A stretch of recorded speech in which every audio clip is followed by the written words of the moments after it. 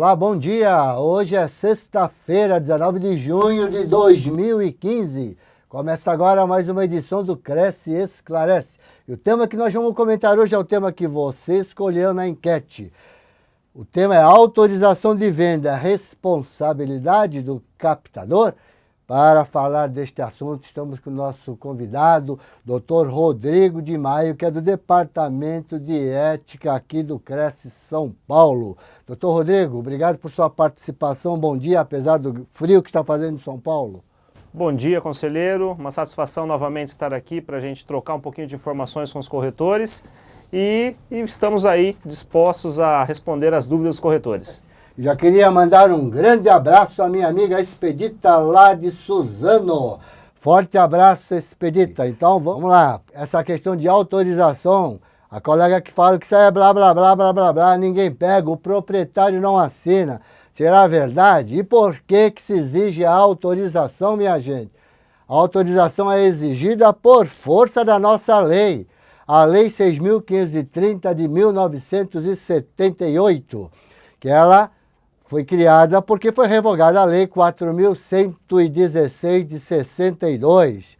Ela diz lá no seu artigo 2º, o exercício da profissão de corretor de imóveis será permitido ao possuidor de técnico em transações imobiliárias ou também gestão imobiliária agora, né? O artigo 20, ao corretor de imóveis, a pessoa jurídica inscrita no órgão que se trata da presente lei, olha lá, é vedado, hein? Presta atenção. Anunciar publicamente proposta de transação que não esteja autorizado através de documento escrito. Eu já queria perguntar ao doutor Rodrigo, anunciar publicamente. Vamos orientar o nosso colega que nos acompanha nesta manhã de sexta-feira, doutor Rodrigo. O que seria anunciar publicamente? O anúncio público, né, da transação imobiliária, é importante frisar, como o conselheiro disse, é uma exigência da lei, né, a Lei 6.530, que regulamenta a profissão do corretor de imóveis, e para a autorização, ela se faz necessária no início, né, na captação do imóvel, já a autorização expressa do proprietário do imóvel, para que possa então ser comercializado e disponibilizados nas mídias disponíveis. Essa comercialização pode ser publicada através de placas, pode ser feito anúncios em jornais, revistas, rádios, televisões, internet, enfim, qualquer meio que for feita a divulgação, se faz necessário essa autorização por escrito, conforme expresso aí na nossa legislação. Olha lá, está disponível um modelo de autorização no site do Cresce para você, corretor de imóveis aqui do estado de São Paulo. Ele está na área restrita, você precisaria se logar, ok? Olha lá, entre no site do Cresce. Tá vendo ali na seta, você vai colocar o seu Cresce, a sua senha, vai entrar na área restrita, entrando na área restrita tá lá, área para corretores, documentos. Então ali você vai ter uma série de documentos que o Cresce São Paulo oferece a título de modelo. Olha lá, autorização para intermediação de venda sem exclusividade, também tem com exclusividade, ok, minha gente? Então tá aí disponível vários documentos para você no site do Cresce São Paulo. Responsabilidade do captador. Se o corretor for autônomo, então, doutor Rodrigo, se ele é um corretor de imóveis autônomo, ele está captando para ele poder intermediar esta venda, a responsabilidade é dele? Exatamente, conselheiro. Se é um profissional autônomo e ele está fazendo a captação para si próprio, a responsabilidade integral dessa intermediação é deste profissional autônomo. Se ele estiver prestando serviço a uma imobiliária, a responsabilidade também seria dele. Eu sou um corretor que atua numa imobiliária. Vou fazer a captação, a responsabilidade vai ser minha, eu vou tirar em meu nome ou vou ter que tirar em nome da imobiliária? Conselheiro, se o corretor presta serviços para uma imobiliária, ele vai pegar essa autorização em nome da imobiliária, da pessoa jurídica. Portanto, essa responsabilidade passaria então a ser da pessoa jurídica, da imobiliária, para a qual esse profissional autônomo presta serviços. Por que responsabilidade? Como nós já falamos, é com base na Lei 6.530 de 1978. Precisamos também se atentar ao Código Civil, no capítulo 13, o artigo 722 ao 729, que mais para frente o doutor Rodrigo vai comentar sobre essa questão. Agora eu faço uma pergunta. A exclusividade, a opção de venda, ela é obrigatória, doutor Rodrigo? A exclusividade não é obrigatório. Seria uma faculdade do proprietário em dar ao corretor, né, em dar essa autorização ao corretor com exclusividade ou não. E quais seriam os benefícios, tanto para o proprietário quanto para o corretor, ter essa autorização com exclusividade? A exclusividade possibilita ao profissional utilizar das mídias que ele tem à sua disposição para que ele possa comercializar aquele imóvel de uma maneira mais rápida possível, né? E uma segurança que vai ter aquele proprietário de que somente aquele corretor de imóveis está autorizado para fazer a sua intermediação. Então é uma segurança, eu diria, para ambas as partes, tanto para o proprietário do imóvel quanto para o corretor. E conseguir essa autorização com exclusividade é fácil? Vai depender aí das argumentações expostas pelo profissional junto ao proprietário do imóvel, seu cliente. Olha, quem consegue angariar uma exclusividade, pode se garantir que ele já tem 50% dessa intermediação, viu, minha gente? Mesmo que vai fazer parceria, é importante fazer parceria no mercado imobiliário, ok? Nós temos aqui uma pergunta do José Rubens, de Barueri. Diz aqui: bom dia, Gilberto. Na minha imobiliária, trabalhamos em parceria com outras e quando anunciamos, cada uma coloca uma placa no mesmo imóvel. Isso pode? Isso está certo, doutor Rodrigo? Se ambas têm autorização para comercialização, não existe irregularidade quanto à colocação dessas placas no imóvel. O que ocorre é que, se a segunda imobiliária colocou a sua placa lá, obrigatoriamente ela tem que comunicar à primeira imobiliária que ela também é detentora da autorização e que a partir daquele momento ela também pode comercializar aquele imóvel. Responsabilidade. Corretor autônomo, a responsabilidade seria dele. Então vamos fazer uma outra colocação aqui. Captador contratado. Ele não é corretor, ele é um captador. Tem imobiliária que usa pessoas para fazer esse tipo de captação. Então, Rodrigo, comenta sobre o assunto. É importante frisar, conselheiro, que o captador de imóveis, segundo a Classificação Brasileira de Ocupações do Ministério do Trabalho, a CBO, ele identifica o captador de imóvel como sendo uma atividade privativa de corretor de imóveis. Então, muito cuidado às imobiliárias que contratam essas pessoas sem ter a devida inscrição no conselho, ou seja, sem serem corretores de imóveis. Cuidado que podem aí essa pessoa sofrer um auto de infração por exercício ilegal de profissão e a imobiliária pela facilitação do exercício ilegal. Então, muito cuidado, porque a captação de imóvel é uma atividade que é privativa do corretor de imóveis. Corretor que atua para imobiliária, o doutor Rodrigo já disse que a responsabilidade é da imobiliária. Então, a responsabilidade vai caber à imobiliária, ao seu responsável técnico, não é, doutor Rodrigo? Exatamente, conselheiro. Responde aí pela infração ética, tanto a imobiliária, pessoa jurídica, quanto o seu responsável técnico, também o corretor de imóveis, pessoa física. Corretor de imóveis na pessoa física devidamente estabelecido como imobiliária.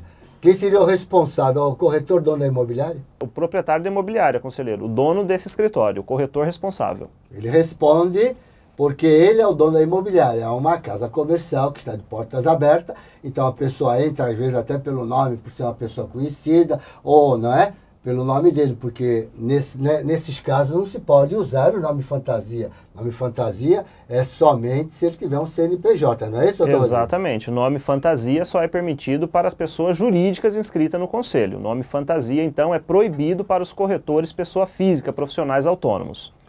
Por exemplo, se eu colocar uma placa, nós estamos falando de nome fantasia, vamos esclarecer melhor aos colegas corretores de todo o Brasil sobre essa questão de nome fantasia.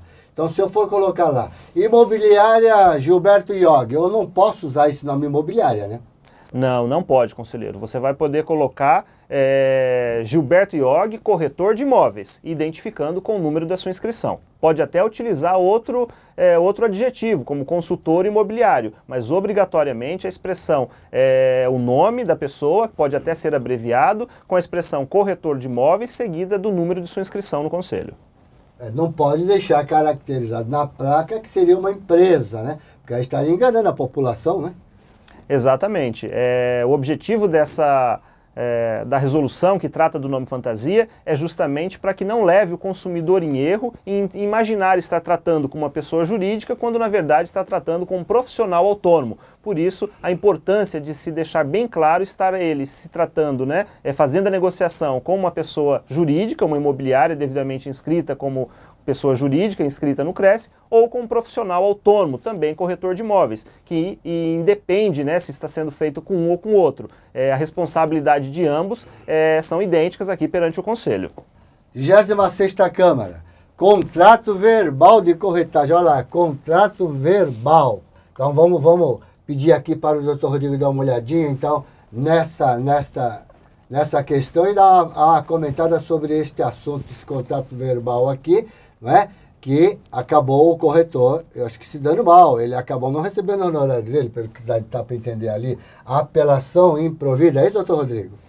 Mediação de corretagem, cobrança, contrato verbal de corretagem. Autor que não logrou êxito em comprovar o alegado valor da comissão, o qual seria pago pelos réus. Sentença de improcedência mantida. A apelação foi improvida porque ele não conseguiu comprovar nos autos aquela aproximação, né? Não tinha documentos úteis e necessários para comprovar que foi ele, esse corretor, que aproximou as partes e que teve êxito na negociação.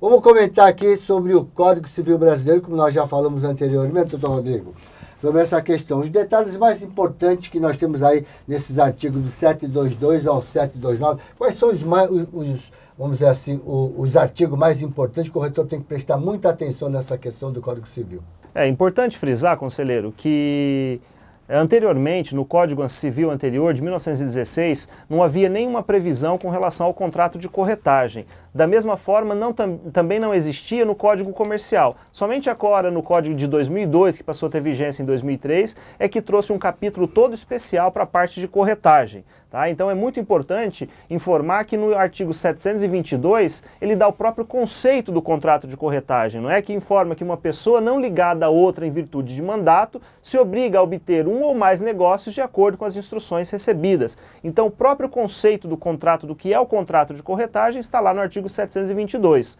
E o artigo 723, ele traz a responsabilidade civil que tem o corretor de imóveis com relação aos negócios imobiliários por ele praticados.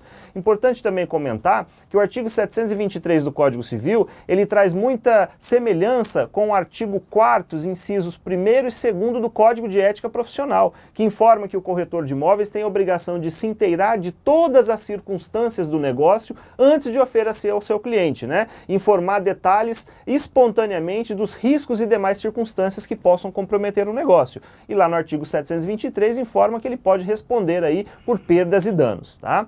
Ele informa também a possibilidade da parceria do corretor, se o corretor tem exclusividade para fazer uma negociação ou não, né? É importante a exclusividade, como o conselheiro disse no início, que o corretor tendo a exclusividade, a autorização com exclusividade, já tem 50% de chance de receber esses honorários, né? Porque se o proprietário fechar direto com o cliente, dentro do prazo de validade dessa autorização com exclusividade, terá o corretor direito aos honorários conforme o Código Civil prevê. Ele traz a possibilidade da parceria aí de corretores também, tendo um cliente vendedor, outro comprador, a possibilidade de 50% para ambas as partes, né? Traz a possibilidade aí da exclusividade e é bastante interessante, é uma novidade que trouxe para a categoria, um avanço, né? Numa evolução histórica aí da categoria profissional, foi um bastante avanço, uma conquista para toda a sociedade, essa previsão que trouxe o Código Civil. Luiz de Guaratinguetá, vamos lá. Se eu faço uma negociação de um imóvel usado através da carteira da imobiliária em que trabalho, eu não sei quem fez a captação, não era corretor, sou responsabilizado por isso, já que a captação é exclusividade do corretor, como mencionado, ele trabalha para uma imobiliária. Bom, nesse caso eu entendi que o corretor profissional autônomo trabalha para uma imobiliária pessoa jurídica. Importante frisar que essa autorização tem que estar em nome da pessoa jurídica, né? O corretor, quando for fazer o anúncio, ele vai fazer o anúncio, seja no jornal, numa revista ou colocar uma placa, ele vai colocar lá a identificação da imobiliária com o número do CRESSE daquela imobiliária. Portanto, a responsabilidade passa a ser da pessoa jurídica, da imobiliária. Mais uma pergunta de Marcos Vinícius Pescuma, aqui de São Paulo. Senhores, bom dia. Gostaria da opinião quanto ao fato de ser considerado invasivo ou não na autorização já constar dados do vendedor ou demais vendedores, de ser sócio de pessoa jurídica com nome, CNPJ, número de sócio, etc. Então aí basta ele entrar naquele modelo, né? Se ele for verificar naquele modelo, ele vai ver que é importante sim você citar quem é o vendedor, já está lá, você vai ter que colocar lá os honorários combinados, não é isso, doutor Rodrigo? Exatamente, é uma segurança que traz para as partes, né, para saber exatamente com quem que o corretor está praticando aquele negócio imobiliário. Quem é o detentor daquela autorização? Ele realmente é o proprietário daquele imóvel? Por isso que é importante também, além da autorização, o corretor verificar ali a matrícula atualizada do imóvel para ver se realmente quem está dando autorização para si é o detentor do direito legal. Autorização sem exclusividade. Ok? Lá no finalzinho, ó, comissão de corretagem devida. O corretor vai receber esse honorário porque o vendedor aí, no caso, não queria pagar ele. Inclusive, provou. É ele que mostrou. Por isso que a gente fala, tem que estar sempre documentado. Minha gente, eu não quero, lá, no jargão popular, ou no vocabulário do corretor, tomar o chapéu do meu vendedor. Então, eu preciso tomar esse cuidado. Vou levar um cliente, custa alguma coisa?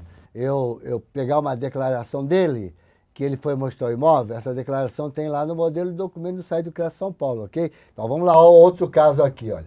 Esse caso aqui, vamos ver o que é esse caso aqui, que ele, o vendedor, o doutor Rodrigo acabou falando aqui, da questão da inércia.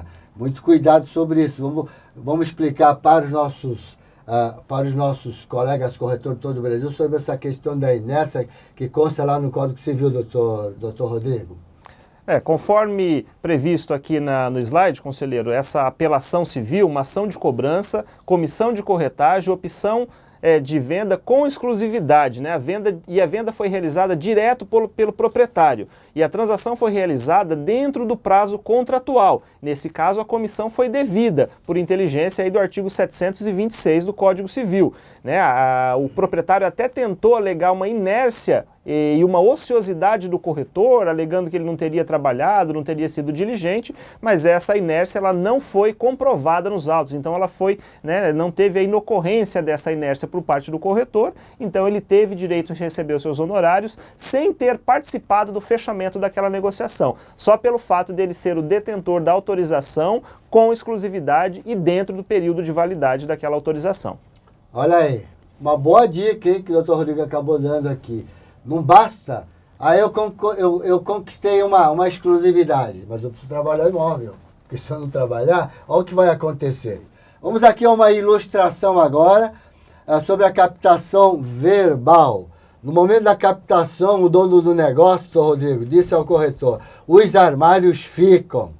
O corretor usa fortemente como argumento nessa intermediação que o imóvel é rico em armários.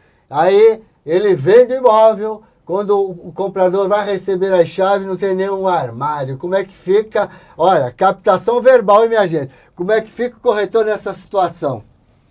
Olha que situação complicada, conselheiro, porque se essa autorização foi verbal e o proprietário verbalmente, né, disse ao corretor que os armários ficavam embutidos no imóvel e lá na hora de entregar o imóvel da venda eles não estavam, como que vai ficar o corretor diante dessa negociação? Como que ele vai comprovar que isso não foi dito pelo proprietário do imóvel? A responsabilidade então nessa negociação passaria a ser do corretor de imóveis. Olha a diferença se ele tivesse uma autorização escrita pelo proprietário, né, uma autorização expressa, e nessa autorização ficar claro que os armários permaneciam embutidos no imóvel como objeto e parte integrante daquela negociação. Estando ali previsto, o proprietário responderia ali por perdas e danos. Já nesta outra situação, sendo verbal, é bem provável que a responsabilidade vai recair aí contra o corretor de imóveis pelos termos aí do 723 do Código Civil e também poderá sofrer uma infração ética, né, pela inteligência aí do artigo 4º, incisos 1º e 2º do Código de Ética Profissional, conselheiro.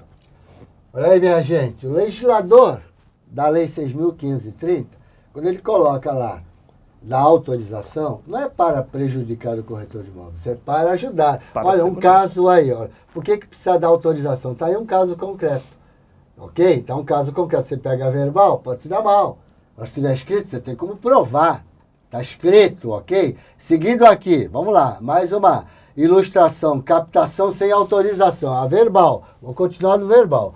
O corretor anuncia em jornais, insere o preço do imóvel lá no anúncio, põe lá o valor do imóvel. O interessado faz uma proposta à vista dentro do valor anunciado. Aí aquele famoso, né, Isso acontece muito quando a gente vende rápido. Você capta o imóvel numa semana, na semana seguinte, ou no dia seguinte, já está levando uma proposta para o proprietário. Ele fica desconfiado, né? Sempre tem alguém que joga areia no nosso negócio. Ou é a esposa, ou é o filho, ou é o genro, ou é a sogra, ou é o sogro, ou é o cunhado, que vai dizer, caramba, você deu para o corretor, ontem ele já está vendendo, tem alguma coisa de errado. Será que esse imóvel não está muito barato, não? Aí o proprietário, na hora de dar a resposta, já diz, eu quero o livre na minha mão. E o corretor, se ele não tiver experiência, ele vai ao comprador, pedir lá os 6%, o comprador não aceita porque está pagando o preço anunciado, ok? E aí, doutor Rodrigo, como é que fica? Ele vai trabalhar de graça? O corretor ele não pode trabalhar de graça, ele precisa, né, é o fruto de trabalho dele, os honorários de corretagem. Agora, nessa situação, ele fez o anúncio e o proprietário exigiu um valor na mão dele, um valor fixo, ora, o nosso próprio código de ética veda a cobrança overprice, ou seja, o corretor vai vender o imóvel pelo maior valor que ele conseguir, em cima deste valor serão um recebimento aí dos honorários de corretagem. Então, quanto maior será o valor, maior serão os honorários do corretor. Mas nada impede também, conselheiro, que o comprador se responsabilize pelo pagamento dos honorários, desde que devidamente contratado com antecedência e que essa responsabilidade recaia ao comprador. Tá? Tá, mas nesse caso é uma, vamos dizer, é uma captação verbal, ele não tem nada escrito, tá certo? É verbal, então o proprietário falou, eu quero, vamos lá, 300 mil no imóvel, ok? Aí ele vende rápido o imóvel, pode acontecer isso, ele vende rápido, né? Mas o comprador, ele conhece a legislação. Você anunciou por 300, agora quer mais 6%? Ele fala, eu não vou pagar, eu preciso comprar esse imóvel porque a minha mulher gostou, ok? Aí, se o corretor falar, se você não me pagar os 6%, não vai ter negócio. Ok? Aí o que o comprador faz? Ele vai entrar com uma ação contra o corretor de imóveis. Aí o corretor de imóveis, ele fica meio perdido, ele acaba ligando para o CRES, solicitando um advogado. Vai receber um não bem grande. É isso? Porque isso não é papel do CRES, não é, doutor Rodrigo? Exatamente. Então, explica para os colegas sobre essa questão, porque muitos colegas que acreditam que o CRES é obrigado a fornecer um advogado para ele, porque ele paga anuidade. Está correto isso? Essa confusão é bastante comum no mercado, mas é importante frisar que a Lei 6.530, de 78, que regulamenta a profissão do corretor de imóveis, a finalidade deste conselho é fiscalizar e disciplinar a profissão do corretor de imóveis, não podendo dar consultorias jurídicas, consultorias imobiliárias, tá? Para tanto, existem os advogados particulares que vocês poderão consultar aí os advogados de vossa confiança, tá? O conselho, ele fiscaliza e disciplina a profissão do corretor de imóveis. Outra instituição, como os sindicatos da categoria, poderia, de repente, aos seus associados fornecer esse tipo de serviço. Fábio de São Roque pergunta, doutor Rodrigo, se eu tiver uma captação com exclusividade, tenho que renovar ou não é necessário para revalidar as datas? Acho que tem que ser renovado, né? Exatamente. O contrato, ele tem um prazo determinado. Se naquela cláusula do contrato com prazo determinado fica claro que ele vai renovar automaticamente por igual período ou por mais 30 dias, se não houver nenhuma oposição de nenhuma das partes, também não teria problema. Mas é importante que, decorrido aquele prazo, se não tiver a probabilidade ali, a possibilidade de uma renovação automática por igual período ou por determinado período, seria interessante sim que o corretor fizesse uma nova autorização, colocando ali uma nova data de validade para aquela autorização com exclusividade. Isso é muito importante. Na situação anterior, o corretor fez uma captação verbal, não é isso? E anunciou com o preço. No mesmo exemplo aqui, vamos dizer que foi feita a alienação sobre parceria. Então, eu tenho o imóvel, o colega corretor teria o cliente, né? Ok? Aí anunciou-se com o preço e o corretor não tem como provar, não é? Que é aquele preço, porque ele captou verbalmente, ele vai exigir lá mais 6% do comprador, o comprador fala, mas não pago, você anunciou por 300, estou pagando os 300, eu quero imóvel.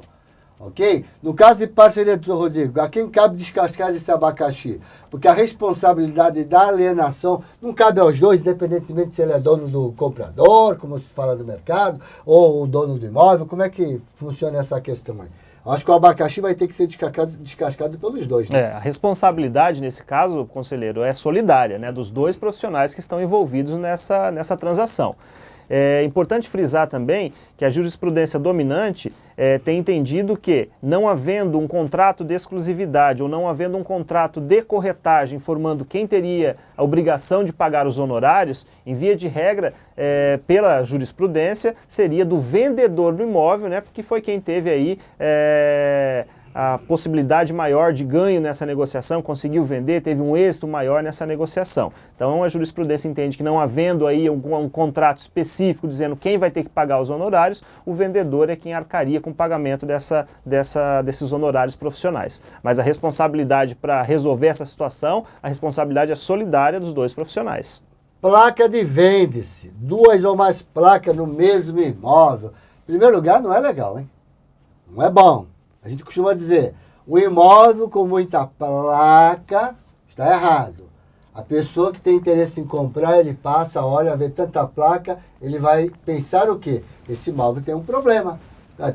Tantos corretores querendo vender e ninguém vende, deve estar com documentação errada, deve estar fora de preço, ou coisa parecida. Mas olha, presta atenção no seguinte, o CRES está tomando umas medidas, não é isso, doutor Rodrigo? Sobre essa questão de autorização. Nós estamos fiscalizando quando se encontra placa, principalmente mais de uma placa, os corretores estão sendo citados para entregar a autorização do CRES, não é isso? Exatamente, conselheiro. Como até concordo com a posição do conselheiro, aquele imóvel com inúmeras placas, né, não traz ali uma boa impressão para o comprador, né? Qual o motivo seria de até o presente momento não ter conseguido vender aquele imóvel com tantas imobiliárias, com tantos corretores intermediando, né?